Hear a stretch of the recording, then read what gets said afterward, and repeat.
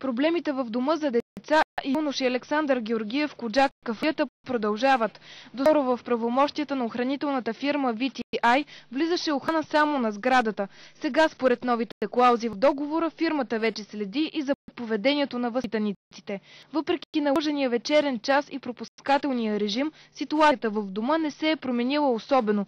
Живот на децата продължава да е един и същ. Много са невъзпитани децата, постоянно се конфронтират с хората, които минават по това пространство и хвърлят камъни, искат пари, просят, много правят пакости, правят пиратки, така че притеснява малко живущите в този квартал. Колко пъти те разбиха тук камерата, да не ги гледат кога влизат, кога излизат. Това се случва почти всеки ден. Те дигат врява, пускат много силна музика, има такава техника в дома и общо взето не са приятни съседи.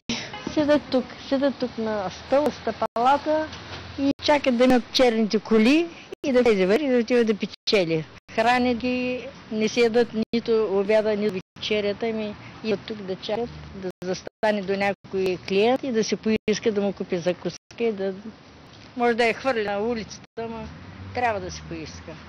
В момента децата са на летен лагер. Срещнахме една бивша възпитаничка на дома.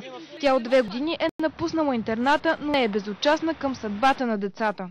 Каква промяна да забелязвам? Децата бягат от лагера, идват си тук, този ги праща в... Не знам къде ги пращат и аз не смятам, че са промени децата. Напротив, те стават по-агресивни не само към самите себе си, но и към самите възпитатели. Не вярвам да се промени. Трябва да смени целият колектив, за да бъдат децата да бъдат единни.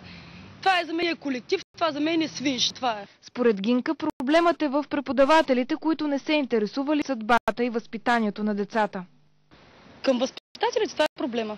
Че те идват на работа, само се гледат часовника и си тръгват. Това е. За съдебно решение един от криминално проявите възпитаници бе преместен, за да не влияе на другите в дома. Новият директор Йордан Тодоров твърди, че в момента поведението на децата е сравнително добро. Към момента че няма деца, които да смущават реда, тъй като тия деца, които имаха така противообществени, вече навършиха пълнолетие и са изведени от дома. Хората наричат тези деца изтървани и безнадежни. Къде е грешката и как тя може да се поправи, са въпроси все още с неясен отговор.